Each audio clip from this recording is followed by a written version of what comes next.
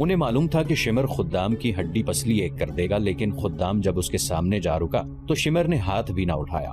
دیکھ کمینے انسان، شمر نے خدام سے حقارت آمیز لہجے میں کہا، میں تمہارے باپ اور تمہاری جوانی پر رحم کرتا ہوں۔ آج کے بعد میں تمہیں اس لڑکی کے ساتھ نہ دیکھوں۔ اگر تم نے مجھے اس لڑکی کے ساتھ دیکھ لیا تو پھر کیا ہوگا؟ خدام نے پوچھا۔ پھر میں تمہارے منہ پر 1-2 تھپڑ نہیں ماروں گا، شمر نے کہا۔ تمہیں درخت کے ساتھ الٹا لٹکا دوں گا۔ جاؤ، میری نظروں سے دور ہو جاؤ۔ شمر گھوڑے پر سوار ہوا اور چلا گیا۔ خدام وہیں کھڑا اسے دیکھتا رہا۔ خدام، اسے کسی اور نے بلایا اور کہا، ادھر آ جاؤ۔ پھر اسے 3-4 آدمیوں کی آوازیں سنائی تھی۔ آ جاؤ خدام، آ جاؤ۔ وہ پیچھے مڑا اور لوگوں کے پاس جا رکا۔ سب اس سے پوچھنے لگے کہ شمر نے کیا کہا تھا۔ خدام نے انہیں بتایا۔ سب جانتے تھے کہ خدام کا جرم کیا ہے۔ اگر یہ مسلمان آزاد ہوتے، ان کی اپنی حکومت ہوتی اور یہ معاشرہ ان کا اپنا ہوتا تو وہ خدام کو برا بھلا کہتے کہ وہ کسی کی نوجوان بیٹی کو اپنے پاس بٹھائے ہوئے تھا، لیکن وہاں صورت مختلف تھی۔ انہیں یہ بھی معلوم تھا کہ خدام برے چال چلن کا نوجوان نہیں۔ اس مظلومیت میں بھی مسلمان متحد تھے، لیکن باغ میں کام کرنے والوں میں سے ایک نے کہا کہ یہ آتش پرست ادھر کیا لینے آیا تھا؟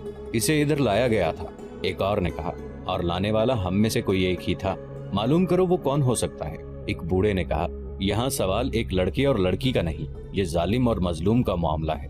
یہ ہماری آزادی اور خودداری کا معاملہ ہے۔ اگر اس شخص نے اس ذرا سی بات پر مخبری کی ہے تو کل وہ بہت بڑی غداری کر سکتا ہے۔ سب پر خاموشی طاری ہو گئی۔ ایک ادھیڑ عمر عورت نے جو ان آدمیوں کے پیچھے کھڑی تھی بول پڑی، میں بتاتی ہوں وہ کون ہے۔ اس عورت نے کہا اور ان آدمیوں میں بیٹھے ہوئے ایک آدمی کی طرف دیکھنے لگی۔ عورت نے ہاتھ لمبا کر کے انگلی سے اس کی طرف اشارہ کیا اور پوچھا، ابو نصر، تم وہاں اس ٹیکری کے پیچھے کھڑے کیا کر رہے تھے؟ ابو نصر کے ہونٹ ہلے لیکن وہ کچھ کہہ نہ سکا۔ اسی سے سب سمجھ گئے کہ یہ شخص آتش پرستوں کا مخبر ہے۔ اس نے آخر اس الزام کو تسلیم نہ کیا۔ میں تمہیں دیکھ رہی تھی، اس عورت نے کہا۔ تم ٹیکری کے پیچھے غائب ہو گئے اور وہاں سے شمر نکلا۔ دیکھ ابو نصر، ایک بوڑھے نے کہا، ہمیں کوئی ڈر نہیں کہ اب تم شمر کو یہ جا کر بتا دو گے کہ ہم نے تمہیں مخبر اور غدار کہا ہے۔ یہ سوچ لو کہ آتش پرست تمہیں گلے نہیں لگائیں گے۔ وہ کہتے ہوں گے کہ تم ان کے غلام ہو اور اپنی قوم کے خلاف مخبری اور غداری تمہارا فرض ہے۔ ابو نصر نے سر جھکا لیا۔ اس پر تانوں اور گالیوں کے تیر برسنے لگے۔ جس کے منہ میں جو آیا اس نے کہا۔ آخر ابو نصر نے سر اٹھایا۔ اس کا چہرہ آنسوؤں سے دھلا ہوا تھا اور آنسو بہے چلے جا رہے تھے۔ ندامت کے یہ آنسو دیکھ کر سب خاموش ہو گئے۔ تمہیں آخر کتنا انعام ملتا ہوگا؟ ان کے ایک بزرگ نے پوچھا۔ کچھ بھی نہیں، ابو نصر نے سسکی لینے کے انداز میں کہا۔ میں نے یہ پہلی مخبری کی ہے۔ اگر تم لوگ مجھے موت کی سزا دینا چاہو تو مجھے قبول ہے۔ ہم پوچھتے ہیں کیوں؟ ایک نے کہا۔ آخر تم نے یہ حرکت کیوں کی؟ میری مجبوری، ابو نصر نے جواب دیا۔ پرسوں کی بات ہے، اس کماندار نے مجھے راستے میں روک کر کہا تھا کہ میں زہرا کے گھر پر نظر رکھوں۔ اس کا مطلب یہ تھا کہ میں یہ نظر رکھوں کہ زہرا گھر سے بھاگ نہ جائے اور اسے کسی جوان آدمی کے ساتھ الگ تھلگ کھڑے دیکھوں تو اسے اطلاع کر دوں۔ میں نے اسے کہا کہ میں اس لڑکی پر نظر رکھوں گا، لیکن میری 2 بیٹیوں پر کون نظر رکھے گا؟ میں نے کہا کہ شاہی فوج کے کماندار اور سپاہی ہماری بیٹیوں کو بری نظر سے دیکھتے رہتے ہیں۔ شمر میری بات سمجھ گیا۔ اس نے کہا کہ تمہاری بیٹیوں کو کوئی شاہی فوجی آنکھ اٹھا کر بھی نہیں دیکھے گا۔ اس نے میرے ساتھ پکا وعدہ کیا کہ وہ میری بیٹیوں کی عزت کی حفاظت کا پکا انتظام کرے گا۔ یہ میرے لیے بہت بڑا انعام تھا، خدا کی قسم۔ بوڑھے نے کہا، تم اس قابل نہیں ہو کہ تمہیں مسلمان کہا جائے۔ تم نے اپنی بیٹیوں کی عزت بچانے کے لیے اپنے بھائی کی بیٹی کی عزت کا خیال نہ کیا۔ تجھ پر خدا کی لعنت ہو ابو نصر، ایک اور بولا۔ تو جانتا ہے کہ ان آتش پرستوں کے وعدے کتنے جھوٹے ہوتے ہیں۔ ان میں تمہیں کوئی ایک بھی نہیں ملے گا جو کسی مسلمان سے وفا کرے۔ اپنی بیٹیوں کی عزت کی حفاظت کے لیے ہم موجود ہیں، ایک اور نے کہا۔ تمہاری بیٹیاں ہماری بیٹیاں ہیں، میں اسے معاف کرتا ہوں، زہرا کے باپ سعود نے کہا۔ اور میں بھی اسے معاف کرتا ہوں، خدام بولا۔ خدا کی قسم میں شمر سے انتقام لوں گا۔ جوش میں مت آ لڑکے، بزرگ عرب نے کہا۔ کچھ کرنا ہے تو کر کے دکھا، اور یہ بھی یاد رکھ کہ جوش میں آ کے مت بول، دماغ کو ٹھنڈا کر کے سوچ۔ دوسری صبح جب یہ مسلمان کھیتوں اور باغوں میں کام کرنے کے لیے گئے تو ان میں خدام نہیں تھا۔ ہر کسی نے خدام کے باپ سے پوچھا کہ وہ کہاں ہے۔ باپ پریشان تھا۔ اسے صبح پتا چلا کہ خدام غائب ہے۔ زرتشت کے یہ پجاری میرے بیٹے کو کھا گئے ہیں، خدام کے باپ نے روتے ہوئے کہا۔ اسے انہوں نے کسی دھوکے سے باہر بلایا ہوگا اور قتل کر کے لاش دریا میں بہا دی ہوگی۔ سب کا یہی خیال تھا، صرف زہرا تھی جسے امید تھی کہ خدام خود کہیں چلا گیا ہوگا۔ اس نے زہرا کو بتایا تھا کہ وہ کچھ دنوں کے لیے کہیں غائب ہو جائے گا۔ زہرا نے یہ بات کسی کو نہ بتائی، بلکہ اس نے بھی یہی کہا کہ خدام کو ایرانیوں نے غائب کر دیا ہے۔ زہرا نے اپنی سہیلیوں سے کہا کہ وہ 2-3 روز ہی خدام کا انتظار کرے گی۔ وہ نہ آیا تو دریا میں ڈوب مرے گی۔ 3-4 روز بعد رات کو شمر فوج کی ایک چوکی میں بیٹھا 2 نوعمر لڑکیوں کا رقص دیکھ رہا تھا۔ ایران کے شاہی درباروں میں ایسے لڑکوں کا رقص مقبول تھا جن کے جسم لڑکیوں کی طرح دلکش، گداز اور لچکدار ہوتے تھے۔ انہیں ایسا لباس پہنایا جاتا جس میں وہ نیم اوریاں رہتے تھے۔ شمر شاہی خاندان کا فرد تھا۔ اس رات یہ 2 لڑکے اس نے اپنے سپاہیوں کے لیے بلائے تھے۔ شراب کا دور چل رہا تھا۔ سپاہی چیخ چیخ کر داد دے رہے تھے۔ شراب میں بدمست ہو کر 2-3 سپاہیوں نے بھی لڑکوں کے ساتھ ہی ناچنا شروع کر دیا۔ شمر کے حکم پر ان سپاہیوں کو دوسرے سپاہی اٹھا کر چوکی سے باہر پھینک آئے۔ یہ چوکی چھوٹا سا ایک قلعہ تھا، لیکن اس کے دروازے رات کو بھی کھلے رہتے تھے۔ ایرانیوں کو کسی دشمن کے حملے کا خطرہ نہیں تھا۔ وہ اپنے آپ کو ناقابل تسخیر سمجھتے تھے۔ رقص جب اپنے عروج کو پہنچا اور شراب کا نشہ شمر اور اس کے سپاہیوں کے دماغ کو معاف کرنے لگا تو سنسناتا ہوا ایک تیر آیا جو شمر کی گردن میں ایک طرف سے لگا اور اس کی نوک دوسری طرف سے باہر نکل گئی۔ شمر دونوں ہاتھ اپنی گردن پر رکھ کر اٹھا۔ سپاہیوں میں ہڑبانگ مچ گئی۔ وہ سب شمر کے گرد اکٹھے ہو گئے۔ 3-4 اور تیر آئے۔ 3-4 چیخیں سنائی دیں۔ پھر ان ایرانیوں پر جیسے قیامت ٹوٹ پڑی۔ انہیں سنبھلنے کا موقع ہی نہ ملا اور وہ کٹنے لگے۔ ان میں سے جو بھاگ کر دروازوں کی طرف گئے وہ دروازوں میں کٹ گئے۔ چوکی والوں کو کہیں سے بھی مدد نہیں مل سکتی تھی۔ کسی بھی دروازے سے کوئی باہر نہیں نکل سکتا تھا۔ انہیں ہتھیار اٹھانے کی تو مہلت ہی نہیں ملی تھی۔ اس حملے میں جو بچ گئے وہ زمین پر لیٹ گئے۔ یہ ایک طوفان تھا یا بگولا جو غیر متوقع طور پر آیا اور جب گزر گیا تو اپنے ساتھ وہ تمام مال و دولت جو اس چوکی میں تھا لے گیا۔ پیچھے لاشیں رہ گئیں یا تڑپتے ہوئے زخمی، یا وہ اچھے بھلے ایرانی سپاہی جو جان بچانے کے لیے لاشوں اور زخمیوں میں لیٹ گئے تھے۔ صبح ہوئی۔ مسلمان کھیتوں اور باغوں میں کام کرنے کے لیے گھروں سے نکل رہے تھے کہ گھڑ سوار ایرانی فوج نے ان کی بستی کو گھیرے میں لے لیا۔ دوسری چوکی کو اس وقت اس چوکی پر حملے کی اطلاع ملی تھی جب حملہ آور اپنا کام کر کے بہت دور نکل گئے تھے۔ مسلمانوں کو کام پر جانے سے روک لیا گیا۔ ایرانی فوجیوں نے مردوں کو الگ اکٹھا کر کے کھڑا کر دیا اور ان کے گھروں سے عورتوں کو باہر نکال کر مردوں سے دور کھڑا رہنے کا حکم دیا۔ فوجی ان کے گھروں میں گھس گئے اور اس طرح تلاشی دی جیسے ان کے مکانوں کے فرش بھی کھود دیں گے۔ انہیں کسی گھر سے ایسی کوئی چیز نہ ملی جو شک پیدا کرتی۔ البتہ سپاہیوں کو اپنے کام کی جو چیزیں نظر آئیں وہ انہوں نے اٹھا لی۔ پھر انہوں نے عورتوں اور مردوں کو اکٹھا کر کے انہیں دھمکیاں دی۔ مسلمانوں کے ساتھ یہ سلوک ان کے لیے نیا نہیں تھا۔ کسی نہ کسی بہانے ان کے گھروں کی تلاشی ہوتی ہی رہتی تھی۔ اس کے بعد انہیں اس طرح کی دھمکیاں ملتی تھی، لیکن اب ایرانیوں کو معقول بہانہ ملا تھا۔ رات ابلا کی ایک مضافاتی چوکی پر بہت سے آدمیوں نے شب خون مارا ہے۔ ایک ایرانی کماندار نے مسلمانوں سے کہا، ہمارا ایک کماندار اور 60 سپاہی مارے گئے اور بہت سے زخمی ہوئے ہیں۔ اگر تم میں کوئی مرد یا عورت اس گروہ کے کسی ایک آدمی کو بھی پکڑوا دے اسے انعام ملے گا۔ نقد انعام کے علاوہ اسے اس فصل کا آدھا حصہ ملے گا۔ اس نے سب پر نگاہ دوڑائی اور پوچھا، ایک دوسرے کو دیکھ کر بتاؤ کہ تم میں سے کون غیر حاضر ہے۔ سب نے ادھر ادھر دیکھا لیکن وہ یہ نہیں دیکھ رہے تھے کہ کون غیر حاضر ہے۔ ان کی نگاہیں خدام کو ڈھونڈ رہی تھیں۔ وہ 3-4 دنوں سے بستی سے غائب تھا۔ سب نے دیکھا کہ خدام وہاں موجود تھا۔ سب نے سکون کی سانس لی۔ پھر بہت سی آوازیں اٹھیں کہ کوئی بھی غیر حاضر نہیں۔ ایرانی فوجیوں کے جانے کے بعد جنہیں معلوم تھا کہ خدام 3-4 روز غائب رہا ہے، وہ باری باری اس سے پوچھنے لگے کہ وہ کہاں چلا گیا تھا۔ میں شمر کے ڈر سے بھاگ گیا تھا۔ خدام نے ہر کسی کو یہی جواب دیا۔ اس کے باپ نے سب کو بتایا تھا کہ خدام گزشتہ رات کے پچھلے پہر آیا ہے۔ اس روز باغ میں کام کرتے ہوئے زہرا اور خدام کام سے کھسک گئے اور اس جگہ جا بیٹھے جہاں انہیں کوئی دیکھ نہیں سکتا تھا۔ زہرا خوشی سے پاگل ہوئی جا رہی تھی اور وہ رہ رہ کر خدام کی بلائیں لیتی تھی۔ یہ کیسے ہوا خدام؟ اس نے خوشی سے لڑکھڑاتی ہوئی زبان سے پوچھا۔ یہ ہوا کیسے؟ اسے اللہ کی مدد کہتے ہیں زہرا، خدام نے کہا۔ اب یہ نہ کہنا کہ خدا مدد نہیں کرتا خدام۔ زہرا سنجیدہ ہو گئی جیسے اس کے ہونٹوں پر کبھی مسکراہٹ آئی ہی نہ ہو۔ خدام کے چہرے پر نظریں گاڑ کر قدرے پریشان سے لہجے میں بولی، سچ کہو خدام، شمر کے قاتل تم ہی تو نہیں؟ کہتے ہیں رات صحرائی ڈاکوؤں کے بہت بڑے گروہ نے شمر کی چوکی پر اس وقت شب خون مارا جب وہ شراب اور رقص میں بدمست تھے۔ ایسا تو نہیں کہ تم ان ڈاکوؤں سے جا؟ خدام کے اچانک قہقہے نے بنت سعود کی بات پوری نہ ہونے دی۔ وہ ہنستا ہی رہا جیسے اس سے بڑا مذاق اس نے کبھی سنا ہی نہ ہو۔ خدام نے قہقہے میں ایک راز چھپا لیا تھا۔ زہرا کو یہ خطرہ نظر آیا تھا کہ خدام غیر معمولی طور پر دلیر، غیرت مند اور جسمانی لحاظ سے طاقتور اور پھرتیلا ہے۔ کہیں ایسا تو نہیں ہوا کہ وہ شمر کو قتل کرانے کے لیے ڈاکوؤں کے گروہ سے جا ملا ہو؟ اس زمانے میں صحرائی ڈاکوؤں کے گروہ فوجی دستوں کی طرح اپنی کارروائیاں کرتے تھے۔ وہ مسافروں کے قافلوں کو لوٹتے اور اگر فوج کے مقابلے میں آ جاتے تو جم کر مقابلہ کرتے اور لڑتے لڑتے یوں غائب ہو جاتے جیسے انہیں صحرا کی ریت اور ریتیلے ٹیلوں نے نگل گیا ہو۔ زہرا نے کئی بار دیکھا تھا کہ 2-3 اجنبی مسافر آئے اور یہ بتا کر کہ وہ بہت دور جا رہے ہیں کسی مسلمان کے گھر ٹھہرے اور صبح ہوتے ہی چلے گئے۔ وہ جب بھی آتے تھے خدام اور اس جیسے 3-4 نوجوان زیادہ وقت ان کے ساتھ گزارتے اور ان کے جانے کے بعد یہ نوجوان پراسرار سی سرگرمیوں میں مصروف ہو جاتے تھے۔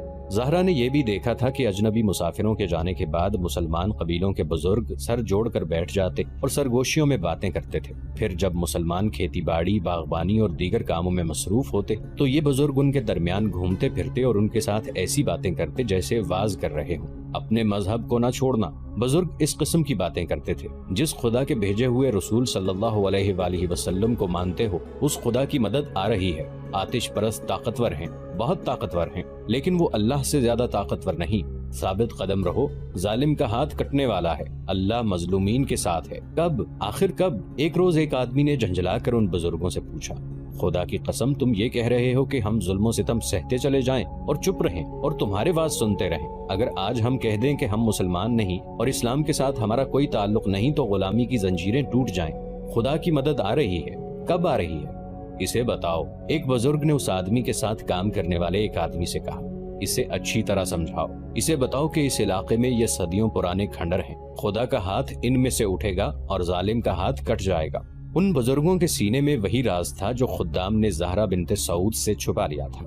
ایرانی کماندار شمر کی چوکی پر جو اتنا زبردست شب خون مارا گیا تھا وہ پہلا شب خون نہیں تھا، ابلا کے علاقے میں یہ پہلا تھا۔ یہ چوکی چونکہ آبادی کے قریب تھی اس لیے ان مسلمانوں کو پتہ چل گیا تھا، اگر ان کے گھروں کی تلاشی نہ لینی ہوتی تو شاید انہیں پتہ ہی نہ چلتا۔ عراق کے سرحدی علاقے میں یہ دوسری تیسری رات ایرانیوں کی کسی نہ کسی چوکی پر ایسا ہی شب خون پڑتا اور شب خون مارنے والے چوکی میں قتل و غارت کر کے وہاں سے جو مال اور سامان ہاتھ لگتا لے کر غائب ہو جاتے۔ 2 بار ایرانی فوج نے یہ جوابی کارروائی کی کہ کثیر تعداد گھڑ سوار شب خون مارنے والوں کی تلاش میں گئے۔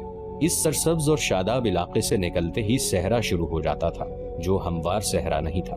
وہاں ریت کی گول گول اور اونچی اونچی ٹیکریاں تھیں، آگے وسیع نشیب تھے جن میں عجیب و غریب شکلوں کے ٹیلے کھڑے تھے، ریت کی پہاڑیاں تھیں جن سے شعلے سے نکلتے ہوئے محسوس ہوتے تھے۔ اس خوفناک علاقے میں جو میل ہا میل پھیلا ہوا تھا صحرا کے بھیدی ہی جا سکتے تھے، کسی اجنبی کا وہاں جانا ہی محال تھا اور وہاں جا کر زندہ نکل آنا تو ناممکن تھا۔ دونوں بار ایرانی فوج کے گھڑ سوار دستے کا یہ انجام ہوا کہ اسے گھوڑوں اور انسانوں کے نقوش پا ملتے رہے جو صاف بتاتے تھے کہ یہ ایک گروہ ہے اور شب خون مارنے والا یہی گروہ ہو سکتا ہے، مگر یہ نقوش انہیں سیدھے موت کے منہ میں لے گئے۔ ایرانی جو ہی پہلے نشیب میں داخل ہوئے اور پورا دستہ نشیب میں اتر گیا تو ان پر تیروں کی بوچھاڑیں آنے لگی۔ پہلی بوچھاڑ میں کئی سوار اور گھوڑے گھائل ہو گئے، زخمی گھوڑے بے لگام ہو کر ادھر ادھر بھاگے، سارے دستے میں بھگدڑ مچ گئی۔ ان پر تیر برستے رہے مگر بکھر جانے کی وجہ سے تیر خطا ہونے لگے۔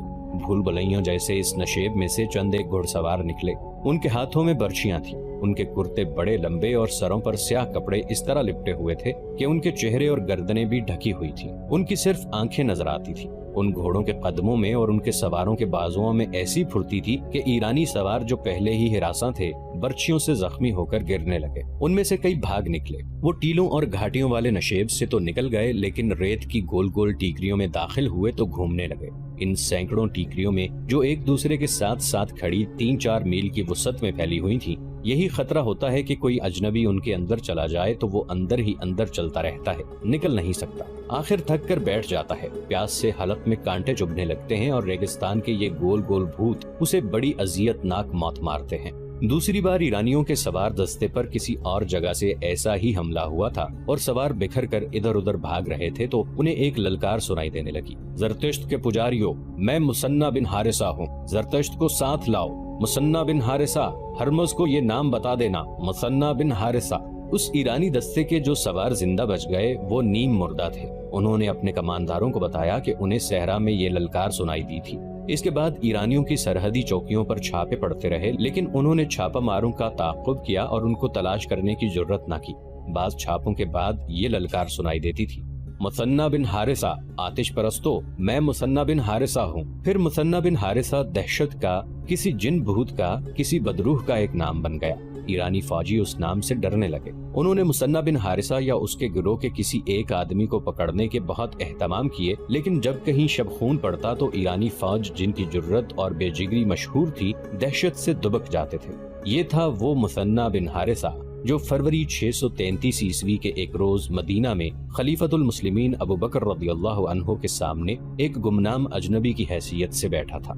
वो जनूबी इराक का रहने वाला और अपने कबीले बनु बकर का सरदार था। तारीख में ऐसा इशारा कहीं भी नहीं मिलता कि उसने कब और किस तरह इस्लाम कबूल किया था। ये उसी की काविश का नतीजा था कि न सिर्फ उसके अपने कबीले ने बल्कि उन इलाकों में रहने वाले कई और कबीलों ने इस्लाम कबूल कर लिया था। जब जंगे यमामा खत्म हुई और इर्तदाद के फितने का सर कुचल दिया गया तो मुसन्ना बिन हारिसा ने इराक के जनूबी इलाकों में ईरानियों के खिलाफ जिहाद शुरू कर दिया। उन्होंने उन मुसलमानों में से जो ईरानी बादशाह की रियाया थे एक गिरोह बना लिया और ईरानी फौज की सरहदी चौकियों पर शबखून मारने शुरू कर दिए। उनके शबखून इस कदर अचानक और तेज होते थे कि चौकी वालों को संभलने का मौका ही न मिलता और मुसन्ना का गिरोह सिफाया करके गायब हो जाता। उन्होंने बड़े ही दुश्वार गुजार सहरा में अपना अड्डा बना लिया था जिसे उन्होंने माले गनीमत से भर दिया था। फिर उन्होंने उन बस्तियों पर भी शबखून मारने शुरू कर दिए जहां सिर्फ ईरानी रहते थे। मुसन्ना ने सरहद पर ईरानी फौज को बेबस और मजबूर कर दिया। ईरानी फौज के कई सीनियर कमांडर मुसन्ना के हाथों मारे गए थे। मुसन्ना बिन हारिसा ने दूसरा काम ये किया कि इराक के जनूबी इलाके में जो मुसलमान जुल्म सितम में जिंदगी गुजार रहे थे उन्हें उसने अपने जमींदोज असर में लेकर मुत्तहिद रखा हुआ था। उनका एक गिरोह तो शबखून मारने का काम करता था और एक गिरोह बस्तियों में रहकर मुसलमानों को इत्तेहाद की लड़ी में पिरोए रखता था और उन्हें बताता रहता था कि बाहर क्या हो रहा है। मुसलमान अपने छापामारों की कामयाबियां देख रहे थे और वो मुतमईन थे। ये थी वो खुदाई मदद जिसके इंतजार में वो ईरानियों का जुल्म सितम सह रहे थे और अपना मजहब नहीं छोड़ रहे थे। वरना मजालिम से बचने का उनके सामने बड़ा सहल तरीका ये था कि इस्लाम से मुनहरिफ होकर आतिश परस्त हो जाते। खुद्दाम ने ज़हरा से कहा कि वो 3-4 दिनों के लिए गायब हो जाएगा। वो गायब होकर छापामारों के अड्डे पर चला गया था और उन्हें ईरानी कमांडर शिमर के मुतालिक बताया था। उसकी चौकी तक छापामारों की रहनुमाई उसी ने की थी। चौकी पर हमला पूरी तरह कामयाब रहा। उसके फौरन बाद खुद्दाम अपने घर आ गया था। मुसन्ना बिन हारिसा ने अमीरुल मोमिनीन अबू बकर रज़ियल्लाहु अन्हु को तफसील से बताया कि उन्होंने खलीज फारिस के साहिल के साथ साथ और इराक के जनूबी इलाके में किस तरह अरबी मुसलमानों के कबीलों को अपने असर में लिया और उन्हें इस्लाम पर कायम रखकर उन्हें जमींदोज महाज पर जमा किया। तुझ पर अल्लाह की रहमत हो इब्ने हारिसा। खलीफा रज़ियल्लाहु अन्हु ने कहा, तू अगर ये मशवरा देने आया है कि मैं ईरानियों पर फौज कशी करूं तो मुझे सोचना पड़ेगा। क्या तूने देखा नहीं कि ईरानियों की फौज की तादाद कितनी ज्यादा है और उनके वसाइल और जराए कितने वसी हैं और लामहदूद हैं। हम अपने मुस्तकर से इतनी दूर कलील तादाद और बगैर वसाइल कसीर तादाद और ताकतवर फौज के मुकाबले के काबिल नहीं होते। लेकिन मैंने सल्तनत फारस को नजरअंदाज भी नहीं किया। अमीरुल मोमिनीन मुसन्ना ने अपने सीने पर हाथ रखकर कहा, अगर एक आदमी इतने बड़े मुल्क की फौज के साथ टक्कर ले सकता है और उन पर मुसलमानों के अस्करी जज्बे की धाक बिठा सकता है तो मैं अपने अल्लाह के भरोसे पर यह कहता हूँ कि एक मुनज़्ज़म फौज बहुत कुछ कर सकती है। मैं उस आतिश परस्त सल्तनत की अंदरूनी कैफियत देख आया हूँ। शाही खानदान तख्तो ताज की खातिर आपस में दस्तो गरेबान हो रहा है। आप जानते हैं कि शहनशाह हरकल फारसियों को नैनवा और दस्तदरज में बहुत बुरी शिकस्त दे चुका है। उसकी फौजें आतिश परस्त फारसियों के दारुल हुकूमत मदाइन के दरवाजों तक पहुंच गई थी।